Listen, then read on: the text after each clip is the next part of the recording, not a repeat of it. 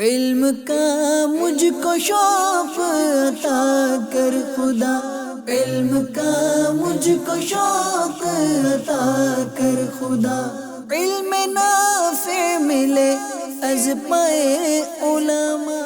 الحمدللہ رب العالمین والصلاة والسلام علی سید المرسلین، اما بعد فاعوذ باللہ من الشیطان الرجیم، بسم اللہ الرحمن الرحیم۔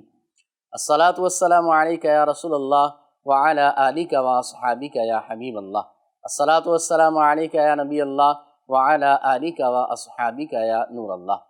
ناظرین، آج کل کا جدید دور ہے اور لوگ یہ کوشش کرتے ہیں کہ ایک زندگی میں کئی زندگیاں جی لیں، ایک وقت میں کئی کام چل رہے ہوتے ہیں، اور ہمارے دور کے اندر آرٹیفیشل انٹیلیجنس نے رہی سہی کسر پوری کر دی ہے۔ تو ہمارے وقت کی بڑی اہمیت ہے، ہمیں اپنے وقت کی قدر کرنی چاہیے۔ جہاں بھی بیٹھیں، کچھ بھی کریں، اس کا کچھ نہ کچھ دینی یا دنیاوی کوئی نہ کوئی فائدہ ضرور ہونا چاہیے۔ اسی لیے آپ کے وقت کو قیمتی بنانے کے لیے مدنی چینل پیش کر رہا ہے علم کی بیٹھک کے نام سے ایک عظیم پروگرام، جس کے اندر مفتی اہل سنت، استاذ العلماء، شیخ الحدیث و تفسیر مفتی محمد قاسم عطاری دامت برکاتہم العالیہ خصوصی مہمان ہوتے ہیں، جو آپ کے سوالات، ہماری آڈینس کے سوالات جو کہ مختلف موضوعات کے متعلق ہوتے ہیں، ان کے تسلی بخش جوابات دیا کرتے ہیں۔ تو آئیے اپنے وقت کو قیمتی بنانے کے لیے پورے پروگرام میں ہمارے ساتھ رہیے۔ بلا تاخیر بڑھتے ہیں استاذ العلماء مفتی محمد قاسم عطاری دامت برکاتہم العالیہ کی طرف۔ کیسے مفتی صاحب، خیریت سے ہیں آپ؟ ٹھیک ہیں الحمدللہ، اللہ کا شکر۔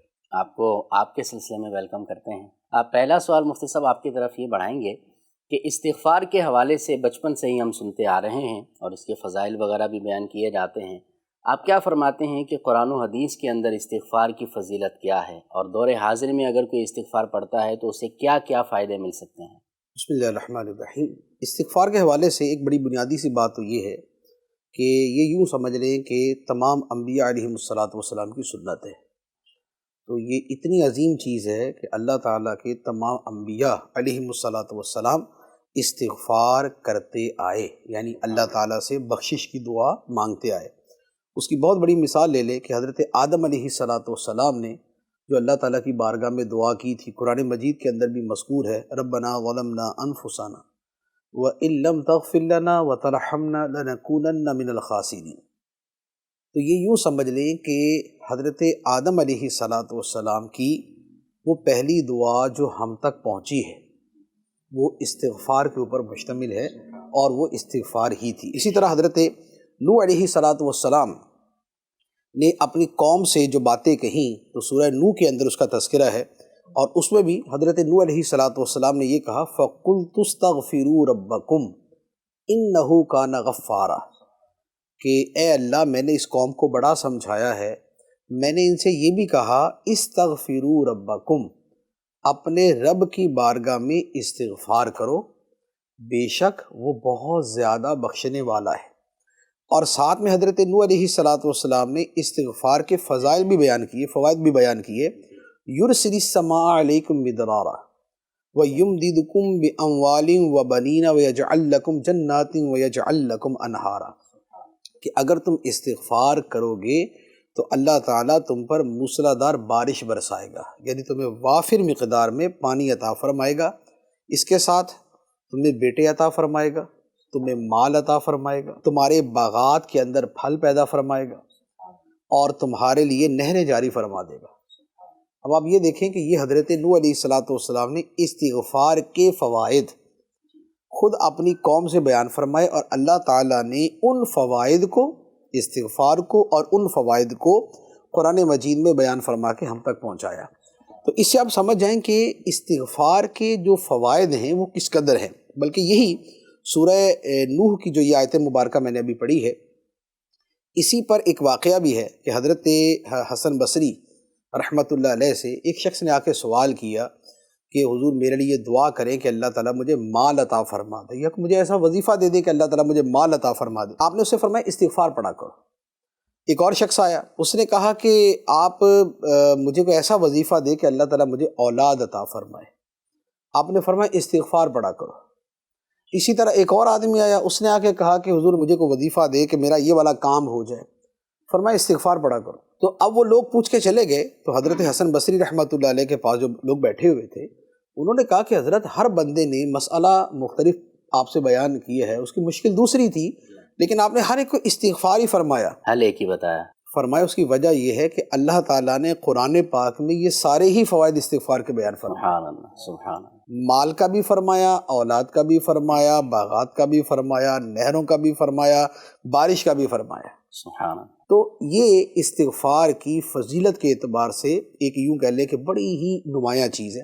اچھا، پھر نبی پاک صلی اللہ تعالیٰ علیہ وسلم کو اللہ تعالیٰ نے استغفار کا باقاعدہ حکم دیا، چنانچہ سورہ نصر کے اندر ہے جو پوری سورہ مبارکہ ہے، اذا جاء نصر اللہ والفتح ورأیت الناس يدخلون فی دین اللہ افواجا فسبح بحمد ربک واستغفرہ انہ کان توابا، سبحان کہ جب تم اللہ کی نصرت کو دیکھو، تم اللہ کی مدد کو دیکھو، فتح کو دیکھو، تم یہ دیکھو کہ جب لوگ جو ہے وہ فوج در فوج اللہ کے دین میں داخل ہو رہے ہیں، فرمایا کہ اس کے بعد کیا کرو کہ اپنے رب کی حمد کے ساتھ اس کی تسبیح بیان کرو اور اس کی بارگاہ میں استغفار کرو۔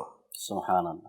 اور نبی پاک صلی اللہ تعالیٰ علیہ وسلم کا معمول مبارک یہ تھا، آقا کریم علیہ الصلوۃ والسلام نے خود فرمایا کہ میں روزانہ 70 مرتبہ اللہ کی بارگاہ میں استغفار کرتا ہوں، سبحان اللہ۔ اور ایک روایت میں یہ ہے فرمایا کہ میں اللہ کی بارگاہ میں 100 مرتبہ استغفار کرتا ہوں۔ تو اب اس سارے سے آپ یہ سمجھ سکتے ہیں کہ استغفار کرنا سنت انبیاء سبحان اللہ۔ اور نبی کریم صلی اللہ تعالیٰ علیہ وسلم کی سنت مبارکہ، اور یہ کثیر فوائد پر مشتمل ہے، اور یہ جو فوائد والی آیت پڑھی ہے یہ آج بھی اگر کوئی پڑھتا ہے یہ اس کو آج بھی فوائد حاصل ہوں گے۔ جیسے کسی کی اولاد نہیں ہے استغفار پڑھے، کسی کے مالی تنگی ہے وہ استغفار پڑھے، کسی جگہ پہ بارش نہیں ہوتی استغفار پڑھے، کسی آدمی کے جو ہے نا وہ باغات ہیں، اس کے کھیت ہیں، وہ اس کی اپنی فصل اپنی پیداوار اچھی کرنا چاہتا ہے استغفار پڑھے۔ اچھا، پھر بہت سے اولیاء کرام نے یہ فرمایا ہے کہ استغفار سے جو دل کی صفائی ہوتی ہے وہ کسی اور عمل سے نہیں ہوتی، سبحان یعنی اللہ۔ جتنی ماشاء زیادہ اللہ۔ دل کی صفائی استغفار سے ہوتی ہے وہ کسی اور عمل سے نہیں ہوتی، حتیٰ کہ کشف ہوتا ہے نا کہ جی جو ہے وہ کسی کی دل کی بات جان لینا، یا کشف کونی ہے کائنات کے حقائق کو باطن کی نگاہ سے دیکھ لینا، اس کشف کے پیچھے بھی استغفار کا بڑا عمل دخل ہے، واہ کہ وہ یہی کہتے ہیں کہ استغفار پڑھو جی تو استغفار کی کثرت دل کو اتنا روشن کر دے گی کہ وہ مثل آئینہ کے بن جائے گا، سبحان اللہ۔ اور اس میں پھر انفس و آفاق کے جو مناظر ہیں اور جو کشف کی چیزیں ہیں وہ اس کے اندر ظاہر ہونا شروع ہو جائیں گی۔ تو یوں استغفار جو ہے یہ ہمارے معمول میں ہونا چاہیے۔ بالکل۔ کچھ چیزیں ایسی ہیں کہ جو ہمارے معمول میں شامل ہونی چاہیے لیکن کمی ہے اس کی، اچھا جیسے ایک کلمہ طیبہ، جی، یہ ہمارے معمول میں ہونا چاہیے کہ سب سے افضل ذکر لا الہ الا لا اللہ، الہ الا ایک بات۔ دوسری بات درود پاک، کہ درود پاک جو ہے یہ سلف صالحین بزرگان دین صحابہ کرام سے ہمیشہ ان کے معمول میں چلتا آیا ہے، اور نبی پاک علیہ الصلوۃ والسلام کا ایک حق بھی ہے کہ ہم آپ کے امتی ہیں، اور امتی پر یہ حق ہے کہ آپ علیہ الصلوۃ والسلام کی بارگاہ میں درود و سلام پیش کریں۔ اور تیسرے نمبر پہ استغفار، صحیح، کہ استغفار بھی زندگی کے معمولات میں شامل ہونا چاہیے۔ چوتھے نمبر پہ پھر تسبیح اور حمد ہے، اچھا کہ تسبیح اور حمد جو ہے یہ ہر مسلمان کی زندگی میں شامل ہونی چاہیے، کہ اللہ تعالیٰ کو تسبیح اور تحمید یعنی حمد کرنا یہ بڑا پسند ہے۔ مفتی صاحب جزاک اللہ خیرہ، اب پوچھنا یہ ہے کہ استغفار کے الفاظ بھی کوئی مخصوص ہیں، یا کسی بھی لفظ سے استغفار یا استغفر اللہ پڑھا جائے یا استغفر اللہ العظیم و اتوب الیہ پڑھا جائے، یا کیا الفاظ کے ساتھ استغفار کی جائے، اس بارے میں کیا فرماتے ہیں؟ دیکھیں، استغفار کا بڑا سمپل سا معنی ہے اللہ تعالیٰ سے بخشش کی دعا کرنا، ٹھیک ہے۔ استغفار کا معنی یہ ہے، اب آپ یہ انگلش میں کر لیں، آپ پشتو میں کر لیں، آپ پنجابی میں کر لیں، آپ اردو میں کر لیں، آپ عربی میں کر لیں، اس میں زبان کے اعتبار سے کوئی فرق نہیں۔ حضرت نوح علیہ الصلوۃ والسلام نے اپنی قوم سے جب فرمایا کہ اللہ کی بارگاہ میں استغفار کرو، تو اب ان کی زبان عربی تھی یا نہیں ہمیں تو نہیں پتہ، ہو سکتا ان کی زبان کوئی اور ہو۔ اچھا، ان کی زبان بالفرض عربی ہی ہو، اب مجھے کنفرم نہیں ہے، لیکن حضرت موسیٰ علیہ الصلوۃ والسلام اور حضرت عیسیٰ علیہ الصلوۃ والسلام کی زبان تو عربی نہیں تھی، ایک کی زبان عبرانی تھی اور ایک کی سریانی تھی۔ حضرت عیسیٰ علیہ الصلوۃ والسلام کی زبان سریانی اور حضرت موسیٰ علیہ السلام کی زبان عبرانی تھی، انہوں نے بھی اپنی قوم سے فرمایا استغفار کرو۔ صحیح۔ تو لہذا استغفار کا حکم مطلق ہے، کسی بھی زبان میں کی جا سکتی ہے۔ یہ ہے کہ لوگوں کو چونکہ عادت ہوتی ہے کہ وہ بطور ورد وظیفہ کے پڑھنا چاہتے ہیں۔ صحیح۔ اب ایسی صورت کے اندر یہ ہے کہ وہ کوئی نہ کوئی ایسا کلمہ جو ہے وہ متعین کر لیں کہ جس کو دہراتے رہیں، اور اس کے لیے احادیث کے اندر بھی بہت سارے جو ہے وہ کلمات مروی ہیں، اور اس کے علاوہ بزرگان دین نے بھی بہت سارے بیان کیے ہیں، جیسے استغفر اللہ ربی من کل ذنب و اتوب الیہ۔ یہ یوں کہہ لیں کہ شاید استغفار کے بارے میں سب سے معروف جو کلمہ پڑھا جاتا ہے، جملہ پڑھا جاتا ہے، وہ یہ والا ہے، استغفر اللہ ربی من کل ذنب و اتوب الیہ۔ اس میں استغفار بھی ہے اور اس کے اندر توبہ بھی ہے۔ اچھا، اسی طرح استغفر اللہ الذی لا الہ الا هو الحی القیوم، یہ بھی بڑی کثرت کے ساتھ پڑھا جاتا ہے۔ صرف استغفر اللہ ربی اتنا بھی کافی ہے، استغفر اللہ ربی، استغفر اللہ ربی، استغفر اللہ ربی، اتنا بھی کافی ہے۔ صرف استغفر اللہ، استغفر اللہ، استغفر اللہ، اتنا بھی کافی ہے۔ تو یوں استغفار کے بڑے کثیر کلمات ہیں، بلکہ مجھے یاد ہے میں نے ایک کتاب پڑھی ہے، کسی محدث کی کتاب ہے، کسی جو ہے نا حدیث کے ماہر کی، انہوں نے احادیث طیبہ میں استغفار کے جتنے کلمات مذکور ہوئے جی، وہ سارے کے سارے جمع کیے۔ سبحان اللہ۔ تو اب وہ ایک بہت لمبی اس کی فہرست ہے کہ اس میں وہ سارے کے سارے استغفار وہ ہیں جو نبی پاک صلی اللہ تعالیٰ علیہ وآلہ وسلم کے، یعنی آپ کی زبان مبارک سے ادا ہوئے، کوئی معمول تھا یا نہیں تھا، لیکن آپ کی زبان مبارک سے ادا ہوئے۔ اور اس کے علاوہ بھی بہت سارے ہو سکتے ہیں۔ تو جس کو جیسے آسانی ہے، ہماری ذرا لوگوں کی آسانی اسی میں ہوتی ہے جو ذرا سب سے چھوٹا کلمہ ہو، کہ جس کو یوں کر کے پڑھا اور فارغ ہو گیا، 100 کی گنتی بھی ذرا جلدی پوری ہو جائے۔ تو لیکن یہ ہے کہ ٹھیک ہے، اس میں بھی کوئی حرج نہیں ہے۔ اسی سے ملتی ایک اور چیز میں عرض کرتا ہوں، جیسے درود پاک ہے۔ جی ہاں، درود پاک کے بارے میں ویسے تو معروف کچھ صیغے ہیں کہ جو عام طور پہ لوگوں کی زبان پہ ہیں۔ درود ابراہیمی بھی ہے، درود خضری بھی ہے، اور درود غوثیہ بھی ہے، اور درود ناریہ بھی ہے، اس طرح کے یعنی کہ 200-400 کے قریب صیغے ہیں۔ لیکن اس کے ساتھ جیسے اعلیٰ حضرت علیہ رحمہ کا جو مصطفیٰ جان رحمت پہ لاکھوں سلام ہے، جی ہاں، یہ بھی درود و سلام ہے۔ سبحان اللہ۔ اچھا، یہ جو ہے اے شہنشاہ مدینہ الصلاۃ والسلام، یہ بھی درود و سلام ہے۔ کعبے کے بدرالدجا تم پہ کروڑوں درود، یہ بھی درود ہے۔ کیا بات۔ تو اب ان کو بھی پڑھا جا سکتا ہے، اگر کوئی آدمی درود کے معمول کے طور پہ یہ پڑھنا چاہے تو اس کے پڑھنے کے اندر بھی کوئی حرج نہیں ہے، اور یہ بھی پڑھا جا سکتا ہے۔ تو اصل مقصد یہ ہے کہ بندے کی توجہ خدا کی طرف رہے، اللہ کی بارگاہ میں لو لگا کے رکھے، اس کے دل میں خدا کی یاد تازہ رہے، زندہ رہے، وہ اپنے گناہوں پہ نظر رکھے، خدا کی رحمت پہ نظر رکھے، اپنے عاصی ہونے کے اور خدا کے غفار ہونے کو یاد کرے، اور اس کی بارگاہ میں اپنی بخشش کا سوال کرتا رہے۔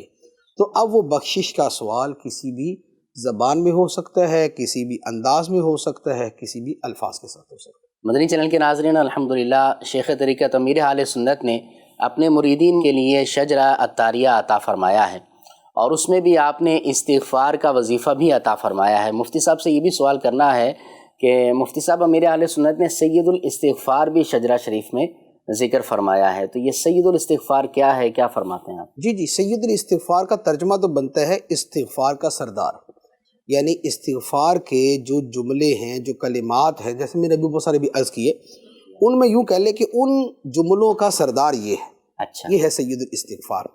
یہ اصل میں بخاری شریف کی حدیث ہے۔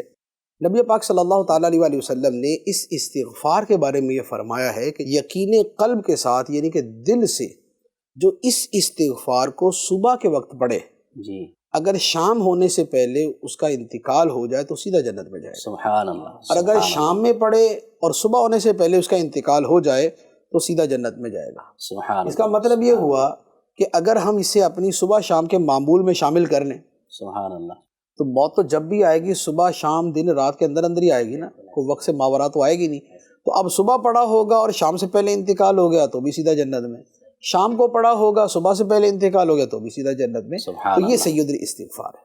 کیا بات ہے۔ تو استغفار کو اپنے معمولات میں شامل کریں، اس کی بڑی برکتیں ہیں۔ اللہ کریم مفتی صاحب کے علم میں برکتیں اضافہ بھی فرمائے۔ ہمارے ساتھ اسلامی بھائی بھی شامل ہیں اور ان کی طرف بڑھتے ہیں، دیکھتے ہیں کہ یہ کون سا سوال مفتی صاحب سے کرنا چاہیں گے۔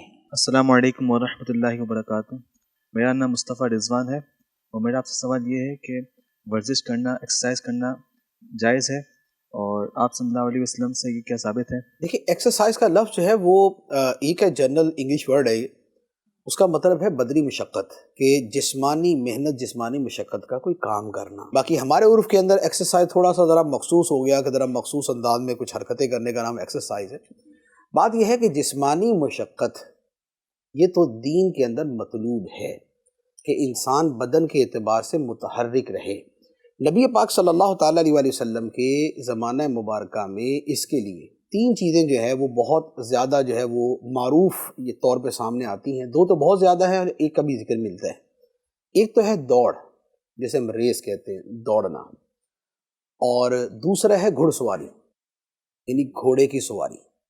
تو گھوڑے کی سواری اور اسی طرح گھڑ سواری کا مقابلہ بغیر کسی شرط کے، اور دوسرے نمبر پہ دوڑ لگانا کہ جس میں بدن متحرک ہوتا ہے اور آدمی کا بدن ایکٹیو ہو جاتا ہے اور اس کے مسلز مضبوط ہوتے ہیں، صحت اس کی اچھی رہتی۔ تیسری چیز جس کا حدیث میں تذکرہ ملتا ہے وہ ہے سوئمنگ۔ تو یہ تینوں چیزیں جو ہیں یہ احادیث طیبہ میں موجود ہیں۔ اچھا، اس کے ساتھ پھر نیزہ بازی بھی ہے، اس میں تیر اندازی بھی ہے، اس میں تلوار بازی بھی ہے، یہ ساری چیزیں بھی موجود ہیں۔ لیکن کہنے کا مقصد یہ ہے کہ شریعت کے اندر آدمی کا صحت مند ہونا، اس کے بدن کا مضبوط ہونا اور اس کے بدن کا ایکٹیو ہونا یہ ایک قسم کا مطلوب ہے۔ یہ کئی اعتبار سے مطلوب ہے۔ ایک تو اسی اعتبار سے مطلوب ہے کہ دشمنان خدا سے مقابلہ ہو تو جو صحت مند آدمی ہوگا وہ مقابلہ کرنے کی سکت زیادہ رکھتا ہے، وہ طاقت زیادہ رکھتا ہے، اور ہر مسلمان جو ہے فی نفسی ہی وہ اس بات کی صلاحیت رکھنے والا ہونا چاہیے کہ اس میں دشمنان خدا سے مقابلے کی طاقت ہو۔ ایک بات۔ دوسری بات یہ ہے کہ صحت کے اوپر اور بدن کی سلامتی پر انسان کے کثیر افعال کا دار و مدار ہے۔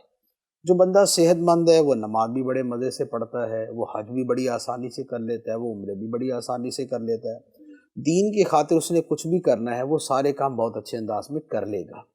تو لہذا صحت دین کے اندر مطلوب، بلکہ صحت کا خیال کرنے کا حکم دیا گیا۔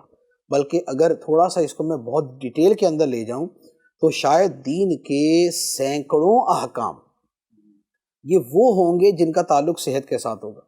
واہ واہ۔ مثال کے طور پہ اتنا کم کھانا کہ بندہ پوری طرح کھڑا بھی نہ ہو سکے منع ہے، اتنا زیادہ کھانا کہ طبیعت خراب ہو جائے، یہ اتنا کھانا حرام ہے۔ کیوں؟ اس لیے کہ صحت کو نقصان دے گا۔ اسی طرح کھانوں کے اندر جو ہے معتدل انداز میں چلنا، اسی طرح پانی پینے کے اندر وہ جو ہے کہ 3 سانس میں پئیں اور چھوٹے چھوٹے گھونٹ لے کے پئیں، لقمے چھوٹے ہونے چاہیے، یعنی یہ جتنے بھی احکام ہیں ان سب احکام میں آپ کو یہی نظر آئے گا کہ غذا کے حوالے سے جو مطلوب ہے وہ یہی ہے کہ انسان کے بدن کو فائدہ پہنچانے کا ذریعہ بنے، نہ کہ نقصان پہنچانے کا۔ اچھا، اسی طرح کوئی بندہ عبادت اتنی کرے کہ اپنی نیند میں کمی کر لے، اپنی غذا میں کمی کر لے سے منع کیا گیا، ہمیشہ روزہ رکھنے سے منع کیا گیا۔ یعنی بعض صحابہ کرام نے آ کے سوال کیا کہ یا رسول اللہ صلی اللہ علیہ وسلم، ہمارا یہ ارادہ ہے کہ ہم پوری زندگی روزہ رکھیں گے، یعنی سوائے جو 5 مکروہ تحریمی والے دن ہیں ان کے علاوہ پورا سال روزہ رکھیں گے۔ نبی پاک علیہ الصلوۃ والسلام نے منع فرما دیا، فرمایا نہیں۔ کیوں؟ سوال کرنے والے وہ تھے کہ جن پر اس طرح مسلسل روزے رکھنا ان کی صحت کو نقصان دینے والا تھا۔ اچھا، اسی طرح ان صحابہ کرام نے عرض کی کہ یا رسول اللہ، ہم جو ہے وہ پوری زندگی ہر رات جاگا کریں گے، عبادت کیا کریں گے۔ نبی پاک علیہ الصلوۃ والسلام نے منع فرما دیا، فرمایا نہیں۔ اور اس کی وجہ کیا بیان فرمائی؟ فرمایا ان لجسدک علیک حقا، بے شک تمہارے جسم کا تمہارے اوپر حق ہے۔ سبحان اللہ۔ اور ایک الفاظ ہے ان لنفسک علیک حقا، بے شک تمہاری اپنی جان کا بھی تو تمہارے اوپر حق ہے، اسے بھی تو پورا کرو۔ پھر نبی پاک علیہ الصلوۃ والسلام نے اپنے بارے میں فرمایا کہ میں جاگ کر عبادت بھی کرتا ہوں لیکن میں رات کو سوتا بھی، میں روزے بھی رکھتا ہوں لیکن بہت سارے دنوں میں روزے چھوڑ بھی دیتا ہوں۔ تو یہ اپنا معمول کیوں بیان فرمایا؟ تاکہ بدن کے اعتبار سے جو معتدل طریقہ ہے وہ آپ اپنی امت کو سکھائیں۔ تو لہٰذا بدن کا، صحت کا خیال کرنا یہ مطلوب شرع ہے، یہ دین کا مطلوب ہے۔ اب اس کے لیے آج کے زمانے میں ایکسرسائز ہے۔ ایکسرسائز کی 20 قسمیں ہوتی ہیں۔ مثال کے طور پہ واک کرنا یہ بھی ایکسرسائز میں آتا ہے، اور اسے بہترین ایکسرسائز کہا جاتا ہے۔ اچھا سوئمنگ ہے تو بے پردگی وغیرہ نہ ہو تو سوئمنگ بہترین چیز ہے، بہت اچھی چیز ہے، کرنی چاہیے۔ اسی طریقے سے دوڑنا ہے، جاگنگ ہے، رننگ ہے، بہت اچھی چیز ہے، کرنی چاہیے۔ اچھا اس کے علاوہ باقی اور جو بہت سارے اسباب جیسے جم کے اندر جو مشینیں ہیں، ٹریڈ مل ہے، فلاں فلاں فلاں فلاں ڈھیر مشینیں ہیں، ان سب کے استعمال میں کوئی حرج نہیں۔ 2-3 چیزوں کا اس میں خیال کرنا چاہیے۔ ایک تو وہی ہے کہ جو لباس پہنا ہے وہ بے پردگی والا نہ ہو۔ دوسرا یہ ہے کہ وہاں پر میوزک نہیں ہونا چاہیے، ایسا نہ ہو کہ میوزک بج رہا اور ساتھ میں دوڑ لگ رہی جیسا کہ ایک رواج پڑا ہو۔ تیسرا وہی ہے کہ مرد و عورت کا وہ نہ ہو کہ بالکل ایک ہی جگہ پہ ہو رہا ہے، سپریشن ہونی چاہیے۔ اور چوتھا یہ ہے کہ اس میں مشغولیت کی وجہ سے نماز اور جماعت یہ ترک نہیں ہونی چاہیے۔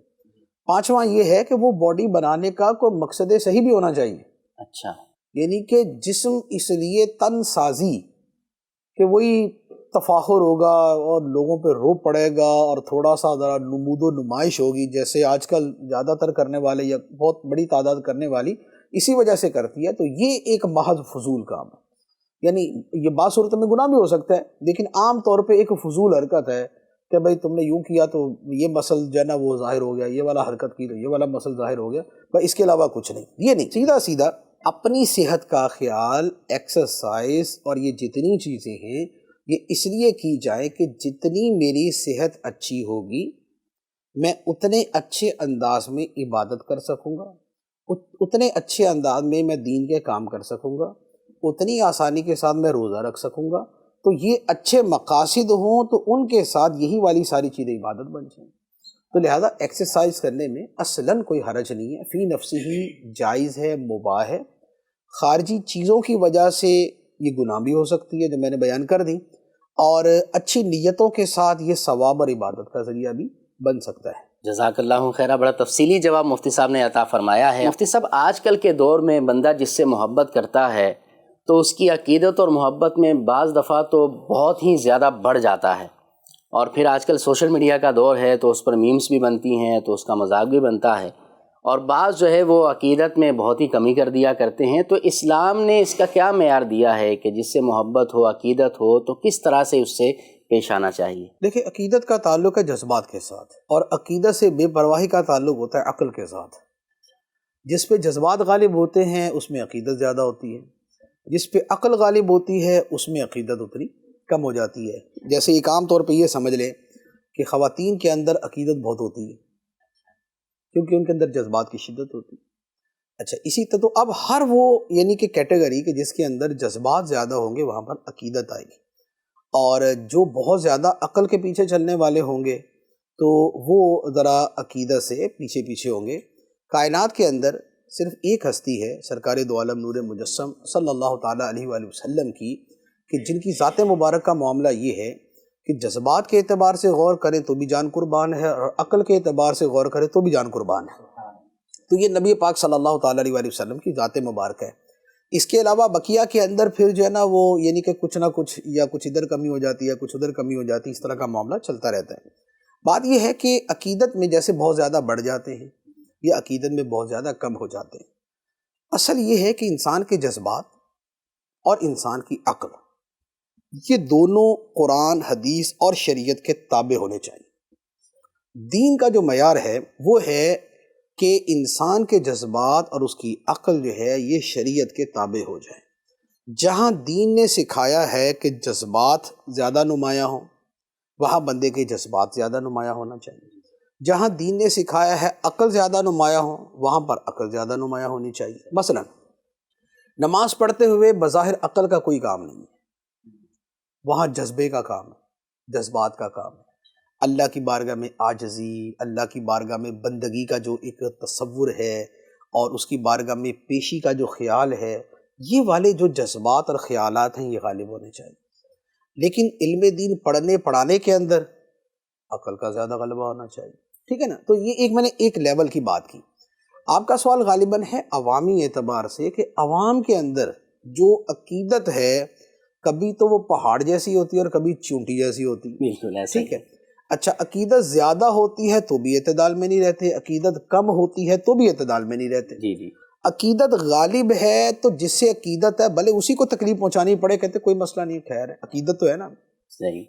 اور عقیدت نہیں ہے تو کسی کی اچھائی بھی اچھائی نظر نہیں آتی، وہ اس کا بھی جو ہے نا کچھ اس کی تعویل کر کے ادھر ادھر کر دیں گے. تو دیکھیں بات یہ ہے، عقیدت کو چند چیزوں کے ساتھ جو ہے نا کنڈیشن رکھنا چاہیے، یعنی اسے مشروط رکھنا چاہیے. وہ کیا ٹھیک ہے، باندھ دینا چاہیے. سب سے پہلی بات تو یہ ہے، عقیدت کو پہلے تو شریعت کے اعتبار سے دیکھ لیں کہ اس کے ساتھ عقیدت ہونی بھی چاہیے یا نہیں.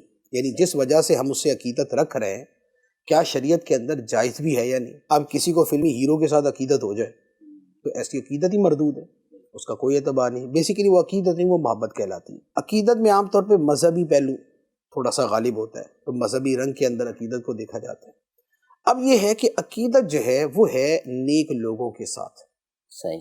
انبیاء علیہ الصلوۃ والسلام ہیں، صدیقین ہیں، شہداء ہیں، صالحین ہیں، بزرگان دین ہیں، ائمہ مجتہدین ہیں، محدثین ہیں، مفسرین ہیں، فقہاء کرام ہیں، علماء کرام ہیں، مشائخ اعظام ہیں، پیر صاحبان ہیں. اچھا پھر آگے ان کے ساتھ جو نسبت رکھنے والے افراد، اشخاص اور جو جگہ ہیں کہ ہمیں اس جگہ سے عقیدت ہوتی ہے جس جگہ کسی بزرگ نے رہائش رکھی ہو. بالکل. ہمیں جس سے عقیدت ہے ہمیں اس کی اولاد کے ساتھ بھی عقیدت ہوتی ہے. ایسا ہی. یہ سب چیزیں وہ ہیں کہ جو عقیدت کے صحیح دائرے کے اندر ہے. ہمارے ہاں جو اس میں کمی بیشی ہوتی ہے نا وہ یہ ہوتی ہے کہ آج کے زمانے میں عقیدت تقریباً اذیت کے برابر پہنچی ہوئی ہے. اچھا. یعنی ہمارے ہاں عقیدت کے نام پہ اس بندے کا جینا حرام کر دیا جاتا ہے جس کے ساتھ عقیدت ہوتی ہے. یہ آپ ہر اس بندے سے پوچھ سکتے ہیں کہ جس کے ساتھ عقیدت کا ایسا والہانہ جو ہے وہ سلوک کیا جاتا ہے. جیسے بھی تازہ امیر اہل سنت کا واقعہ سامنے ہے نا کہ وہ اہل عقیدت نے ہی جو ہے نا جو کیا آپ کے سامنے. اور میں تو برسوں سے اس کو روتا ہوں، اس عقیدت کو، کہ یار عقیدت کو اذیت کے ساتھ نہ چھوڑیں. یعنی آپ کی عقیدت یہ ہے کہ آپ جس سے عقیدت رکھتے ہیں وہ بندہ روڈ پہ کھڑا ہے، وہ بس کے انتظار میں ہے، اس کی بس آنے والی، وہ بس پہ چڑھنے والا، آپ عقیدت کے اندر اس کا ہاتھ پکڑ کے کھڑے ہوئے کہ بس نکل جائے اس کی، آپ بولے یہ اس کی عقیدت ہے. اچھا وہ عقیدت کے اندر وہ سڑک پار کرنا چاہتا ہے، آپ عقیدت کے اندر اس کے آگے پیچھے ہو رہے، وہ بھلے گاڑی کے نیچے ہی آ کے مر جائے. اللہ. تو بھائی ایسی عقیدت کو کیا کرنا ہے؟ اچھا وہ بندہ نماز پڑھنے جائے، اس کا نماز پڑھنا مشکل ہو جائے، نماز پڑھنے کے دوران 4 بندے اس کو دائیں بائیں سے گھورے ہی جا رہے ہیں. اب وہ بندہ بشر انسان ہے نا، ایسا تو نہیں ہے کہ وہ نماز میں شروع ہوتے ساتھ ہی عرش معلیٰ کے قریب پہنچ جاتا ہے کہ اس کو دنیا نظر نہیں آ رہی ہوتی.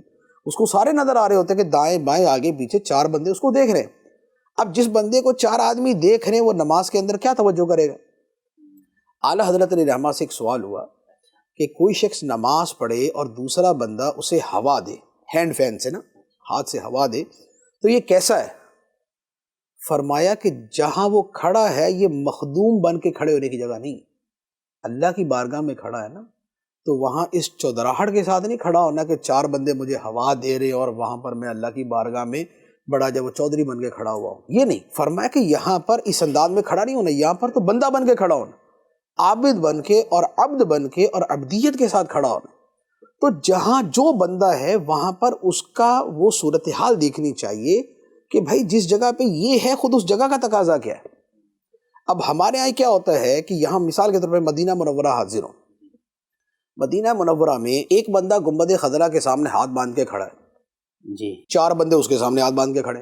اب آپ بتائیے کہ کیا یہ جگہ بنتی ہے اس چیز کی کہ سرکار دو عالم صلی اللہ تعالیٰ علیہ وآلہ وسلم کی بارگاہ میں ایک بندہ کھڑا ہے، وہ بارگاہ کے وہ جو شعر ہے کہ نفس گم کردہ میں آیت جنید و بایزینی جا، کہ جنید و بایزی بستامی جیسی ہستیاں بھی یہاں پر آئیں نا تو ان کی حیثیت عام آدمی جیسی ہے. اس بارگاہ کی بلندی کے آگے ان کی سب بلندیاں پست ہیں.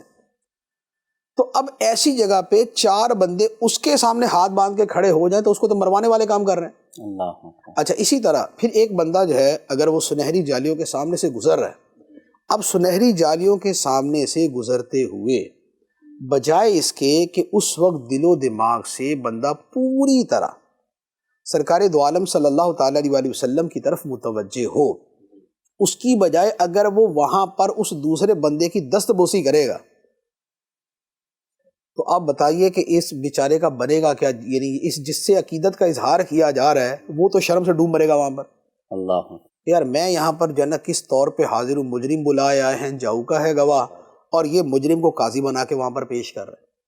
تو عقیدت کی جو جگہیں ہیں اس کو اسپیسیفائی کرنا بڑا ضروری ہے، اور عقیدت کو کسی بھی صورت اس سامنے والے بندے کی ہلاکت یا اذیت کا ذریعہ نہیں بنانا چاہیے. مسجدوں کے اندر کوئی صاحب عقیدت آتا ہے، مجھے ایک پیر صاحب ملے، بہت بڑے پیر ہیں پاکستان کے، اور بڑے ماشاءاللہ باشرع جامع شرائط پیر ہیں. ماشاءاللہ. مجھے کہنے لگے کوئی اسی طرح کی عقیدت کی بات ہو رہی تھی، کہنے لگا مفتی صاحب میرا جو گھر ہے وہ مسجد کے متصل ہے، یعنی مسجد سے متصل یوں ہے کہ 100 قدم چل کے مسجد میں داخل ہوتا ہوں، لیکن کہنے لگا میں اتنا دکھی ہوں کہ میں مسجد میں جماعت کے لیے نہیں جا سکتا. اللہ. تو میں نے ان سے کہا کیوں؟ کہنے لگے کہ جب میں گھر سے نکلتا ہوں کم از کم 200 صاحب عقیدت مرید جو ہے کھڑے ہوتے ہیں، وہ بغیر سلام لیے گزرنے نہیں دیتے، اور اتنی دیر میں جماعت نکل جاتی ہے. اچھا، اور اگر جماعت میں شرکت کر لوں تو واپسی کے اندر اتنے لوگ سلام لینے والے ہوتے ہیں کہ اگلی نماز کا وقت ہو جاتا ہے. اور کہنے لگے بتائیں کہ میں جا کے مسجد میں باجماعت نماز پڑھوں یا میں اس عذاب کو جو ہے وہ برداشت کروں؟ تو میں نے کہا پھر کیا کرتے ہیں؟ کہنے لگے کہ اب انتہائی مجبوری کی وجہ سے اب میں 2 بندے اپنے ساتھ کھڑے کر کے جماعت سے نماز پڑھ لیتا ہوں اللہ اللہ. تاکہ جماعت میری ہو جائے. اب وہ اس کا شرعی مسئلہ تھوڑا سا جدا گانا ہے، لیکن کیا ہے کہ یہ حقیقت ہے کہ لوگوں کے ساتھ یہ پرابلم ہے. اور پہلے جو عقیدت کا بہت زیادہ یعنی کہ ترغیب دینے والے تھے نا، اب یہ جھٹکے کھا کھا کے نا وہ بھی اب روٹین کے اوپر آنا شروع ہو گئے. اور میں تو شاید 20 سال سے ہی پہلے روٹین پہ تھا، اور میں 20 سال سے یہ کہتا ہوتا تھا کہ یار عقیدت کی یہ جگہ نہیں ہے جہاں پر آپ عقیدت کا اظہار کرتے. بندہ واش روم جا رہا ہے، پیچھے صاحب عقیدت کھڑا ہے، وہ اندر پریشان ہے، یہ باہر پریشان ہے. تو بھائی ایسی عقیدت کو کیا کرنا ہے یار؟ تو عقیدت کی جگہ ہوتی ہے، ٹھیک ہے بھائی کوئی موقع ہے، کسی کا میل ملاقات ہے، وہاں پر اسے جا کے سلام لے لے، لیکن آپ کی عقیدت اس کی اذیت کا باعث بن جائے، تکلیف نہ دے. بندے نے شاپنگ کرنے جانا ہے، صاحب عقیدت کھڑے، اب صاحب عقیدت کھڑے ہیں، اب آدمی کو سمجھ نہیں آ رہی کہ بھائی اب میں اسے کیا بھاؤتاؤ کروں، اس سے میں کیا بات چیت کروں. جب بندے نے سودا خریدنا کرنا ہوتا ہے نا تو وہاں پر اس نے بیچارے نے کچھ کم کرانا ہوتا ہے. جی ہاں. کچھ اس نے اپنی چیزیں دیکھنی ہوتی ہیں، کچھ اس نے چیزیں ہی وہ خریدنی ہوتی ہیں جو کسی کو دکھانے کی نہیں ہوتی. ایک آدمی فیملی والا ہے، وہ بہت ساری چیزیں ایسی خریدے گا کہ جو وہ اب دوسروں کو نہیں دکھا. صاحب عقیدت جو نا گھور گھور کے دیکھ رہے ہوں گے، ساتھ میں موبائل کے اوپر ویڈیو بنا رہے ہوں گے کہ حضرت صاحب خرید کیا رہے ہیں، حضرت صاحب شرمندہ نکل جائیں گے چپ کر. تو یہ عقیدت جو ہے، عقیدت کو دل میں رکھیں اور اس عقیدت کو دل میں رکھ کے دعا کریں، لیکن صاحب عقیدت کا جینا حرام نہ کریں، اس کی زندگی تنگ نہ کریں، اس کو اذیت نہ پہنچائیں، اس پہ مسجد میں جانا جو ہے اس کے لیے مصیبت نہ بنائیں. یہ ساری چیزوں کا خیال کرنا چاہیے. جزاک اللہ خیرہ. ناظرین بڑی دلچسپ گفتگو رہی مفتی صاحب کے ساتھ. آپ بڑھتے ہیں اپنے اسلامی بھائیوں کی طرف، حاضرین کی طرف. قرآنی آیات اور احادیث کی کیلیگرافی کرنا کیسا؟ ویسے بڑے جو خوبصورت جو نا رنگ برنگے سے انداز میں جو لکھائی ہوتی ہے نا، کہ آیت الکرسی لکھنی ہے، لیکن آیت الکرسی ایک تو سمپل جیسے ہم ایک المصحف فونٹ کے اندر دیکھتے ہیں، اور ہم جمیل نوری نستعلیق فونٹ میں دیکھتے ہیں، ٹریڈ عربک بولڈ فونٹ کے اندر دیکھتے ہیں نا، کہ ہمیں بالکل واضح پڑھنے کے اندر آ رہا ہوتا ہے. ایک یہ ہوتا ہے کہ اسی کو اس طرح جو ہے ڈیزائننگ کے ساتھ لکھا جاتا ہے کہ وہ آیت سورت یا وہ شے بھی لکھی گئی، لیکن اس کے ساتھ کوئی بڑا خوبصورت سا ڈیزائن بھی بن جاتا ہے. اچھا، بعض تو ایسی وہ کرتے ہیں کہ اس کے ساتھ جیسے کو پرندوں کی صورت بنا دی، یا کسی دروازے کی صورت بنا دی، الفاظ سے ہی بنا دیتے یا ہیں، کسی درخت کی صورت بنا دی. بعض تو یہ بھی کر لیتے ہیں. اچھا، اب اس میں حکم یہ ہے کہ دیکھیں کیلیگرافی کے ذریعے ایک تو یہ ہے کہ اگر تو زیرو کی تصویر بنائی، جیسے مور بنا دیا اور پیرٹ بنا دیا اور کبوتر بنا دیا، اگر ایسی بنائی تو زیرو کی تصویر جائز نہیں ہے، اور یہ سیدھی بے ادبی ہے. ایک دوسرے نمبر پہ یہ ہے کہ اگر آیت کو اس انداز میں لکھا گیا کہ وہ پڑھنے میں ہی نہیں آ رہی کہ یہ ہے کیا، آیت الکرسی لکھی ہے اور اس کو 10 مرتبہ دیکھے تب جا کے سمجھ جاتا ہے کہ او ہو اچھا یہ آیت الکرسی ہے، تو یہ والے انداز میں لکھنا جو ہے یہ درست نہیں ہے، یہ منع ہے. کیونکہ قرآن پاک کا اصل مقصد اس کا پڑھنا ہے، اس کے ڈیزائن بنانا نہیں ہے. ڈیزائن ایک اضافی چیز ہے اور اصل مقصود یہ ہے کہ وہ ایسے لکھی جائے. اب وہ ڈرائنگ روم میں ہے، وہ بیڈ روم میں ہے، وہ مسجد میں ہے، وہ مدرسے میں ہے، وہ مزار پہ ہے، وہ ایسا ہو کہ اس کو جو دیکھے تو اس کو پڑھ لے، نہ یہ کہ وہ اس کی جو نا وہ لائنیں تلاش کرتا رہے کہ کون سی لائن کدھر جا کے کدھر جڑی اور کیا بن رہا ہے. تو قرآن مجید کو اس انداز میں لکھنا جو ہے یہ منع ہے. باقی جو مصحف عثمانی ہے، جو رسم عثمانی ہے، وہ تھوڑی سی ایک ذرا وہ ٹیپیکل سی چیز ہو جائے گی، اس کی وضاحت نہیں کر سکتا میں، لیکن یوں کہہ لیں کہ پڑھنے میں آنا چاہیے اور واضح طور پہ اور پہلی نظر کے اندر پڑھنے میں آ جائے. اب اس کے ساتھ اس کے مختلف ڈیزائن بن کر وہ خوبصورت سی چیز بنتی ہے تو یہ قرآن پاک سے ایک محبت کا انداز ہے. تو قرآن پاک کی محبت بڑھانے کے لیے تو اس طرح کی چیزیں بڑی اچھی ہیں، لیکن ایسا انداز کہ جو کسی جاندار کی تصویر بن جائے یا ایسا انداز کہ جس کی وجہ سے اس کو پڑھا ہی نہ جا سکے، تو یہ صورت جائز نہیں. مفتی صاحب ایک اور سوال آپ سے کرنا ہے کہ نبی پاک صلی اللہ علیہ وسلم کا نام نامی اس گرامی سنا جائے. حضور علیہ الصلوۃ والسلام کا نام مبارک سن کر ہر مرتبہ درود پڑھنا ضروری ہے یا ایک مرتبہ درود پڑھ لیا جائے وہ کافی ہے؟ سرکار دو عالم صلی اللہ تعالیٰ علیہ وآلہ وسلم کا نام مبارک سن کر درود پاک پڑھنے کے حکم میں تھوڑی سی تفصیل ہے. پہلی بات تو یہ یاد رکھیں کہ جو درود پاک پڑھنے کا حکم ہے وہ صرف یہ نہیں ہے کہ جو نام مبارک محمد صلی اللہ علیہ وسلم یا احمد صلی اللہ علیہ وسلم یہ لیا جائے تو ہی درود پڑھنا ہے، ایسا نہیں. یہ دو اسماء مبارکہ ہوں جنہیں ذاتی نام کہا جاتا ہے، یا اس کے علاوہ اور جو سینکڑوں اسماء مبارکہ ہے، صفاتی نام، سید المرسلین، خاتم النبیین، رحمت للعالمین صلی اللہ علیہ وسلم، یہ جتنے بھی اسماء مبارکہ ہیں ان میں سے ہر ایک کو بولتے ہوئے اور اسے سن کر درود پاک پڑھنا چاہیے. دوسری بات یعنی اسماء ذاتیہ اور صفاتی نام، اور تیسرے نمبر پہ ضمیر ہوتی ہے نا کہ آپ نے فرمایا، تو صرف آپ نے فرمایا نہیں، آپ صلی اللہ علیہ وآلہ وسلم نے فرمایا. سبحان اللہ. اور سننے والے بھی جب لفظ آپ سنیں تو ساتھ میں صلی اللہ علیہ وآلہ وسلم پڑھیں. ٹھیک ہے، تو پہلی بات تو یہ مسئلہ یوں سمجھ لیں کہ درود پاک صرف نام پر نہیں ہے، ذاتی نام ہے، صفاتی نام ہے یا ضمیر کے طور پہ ذکر ہے، بہر صورت درود پاک پڑھا جائے گا. ایک بات. دوسری بات یہ ہے کہ کیا ہر مرتبہ درود پڑھنا واجب ہے؟ ہم یہاں بیٹھے ہوئے اور ایک گفتگو کے اندر نبی پاک علیہ الصلوۃ والسلام کا نام مبارک 25 مرتبہ لیا جاتا ہے، کیا 25 مرتبہ ہی درود پڑھنا واجب ہے؟ علماء کرام کی ایک بہت بڑی جماعت، ایک بہت بڑی تعداد وہ ہے جن کا قول یہ ہے کہ ہر مرتبہ درود پڑھنا واجب ہے. سبحان اللہ. علماء کرام کی ایک بہت بڑی تعداد، اکابر علماء کی، جن کا یہ موقف ہے کہ ہر مرتبہ درود پڑھنا نام لینے والے پر اور سننے والے پر واجب ہے. دوسرا قول یہ ہے اور راجح اور یوں کہہ لیں کہ جس پر عمل ہے وہ یہی ہے کہ مجلس کے اندر ایک مرتبہ درود پاک پڑھنا واجب ہے نام مبارک یا ذکر مبارک کرنے یا سننے پر، اور ایک مرتبہ کے علاوہ ہر مرتبہ درود پاک پڑھنا جو ہے یہ مستحب ہے، یہ ثواب کا کام. اعلیٰ حضرت علیہ الرحمہ نے جد الممتار میں فرمایا ہے کہ راجح تو یہی ہے کہ ایک مرتبہ پڑھنا واجب اور بقیہ ہر مرتبہ پڑھنا مستحب، لیکن الحمدللہ اس فقیر کا التزام یہ ہے کہ ہر مرتبہ درود پڑھتا ہے. سبحان اللہ سبحان اللہ. ٹھیک ہے.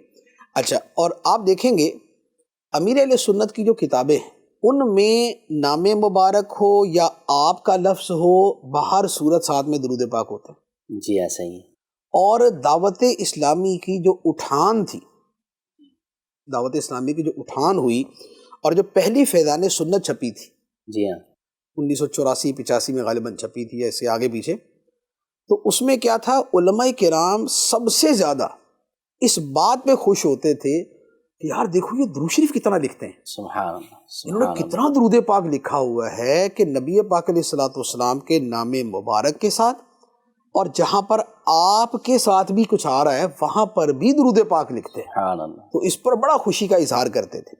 اچھا اب ایک بات میں عرض کروں گا، میرا اپنا مشاہدہ یہ ہے، میں نے اہل عرب کو اور ترکی کے مسلمانوں کو دیکھا ہے کہ وہ درود پاک کو بڑا کثرت سے پڑھتے ہیں، نام مبارک سن کر یا بول کر درود پاک پڑھتے ہیں۔ مجلس کے اندر اگر 10 مرتبہ کسی نے کہا نا کہ ہمارے نبی صلی اللہ علیہ وآلہ وسلم، تو سارے پڑھیں گے صلی اللہ علیہ وسلم۔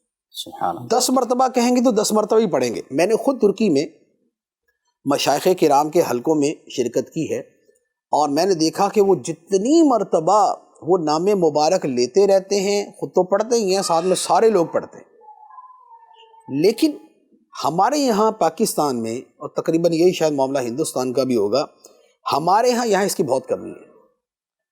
یعنی یوں کہہ لیں کہ آپ کبھی غور کریں گے تو آپ کو پتہ چلے گا کہ ہمارے ہاں شاید نام محمد صلی اللہ علیہ وسلم پر تو درود پاک پڑھا جاتا ہو، اس کے علاوہ آپ 50 مرتبہ جو ہے نا وہ رحمت للعالمین سید المرسلین آپ نے فرمایا، یہ جتنا مرضی پڑھتے رہیں، میں کہتا ہوں کہ 1% لوگ بھی شاید ایسے نہیں ہوں گے کہ جو سن کر درود پاک پڑھتے ہوں۔ صحیح فرما رہے ہیں۔ یہ ہمارے ہاں یوں کہہ لیں کہ ایک اعلیٰ درجے کا مستحب جو ہے وہ متروک ہے، یہ اعلیٰ درجے کا مستحب ہے جو متروک ہے، اور ائمہ کی ایک تعداد کے مطابق ایک واجب ہے جو متروک ہے۔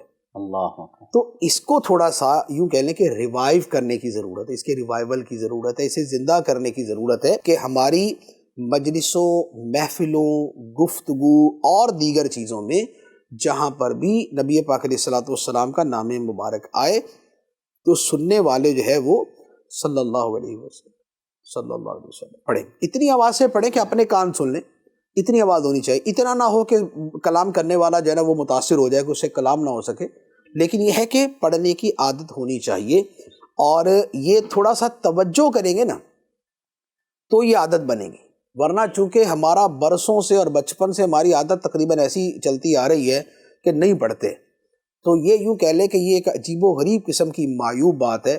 دعویٰ تو عشق رسول صلی اللہ علیہ وآلہ وسلم کا ہے، اور عشق کا نام محبت کا نام، اور بلکہ الحمدللہ کہ سنیت کی پہچان ہی درود پاک اور محبت ہے۔